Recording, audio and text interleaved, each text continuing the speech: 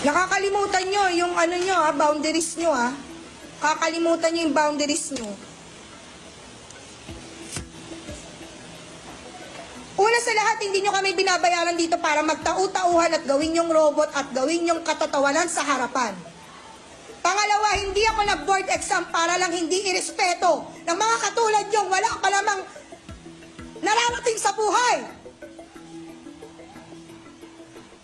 Ang kakapal ng mga mukha nyo.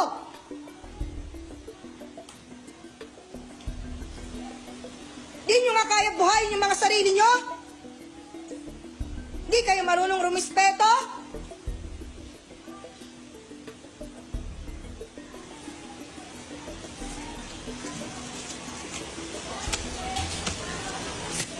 Mag-board exam din kayo para malaman nyo kung hanggang saan kayo. Baka hindi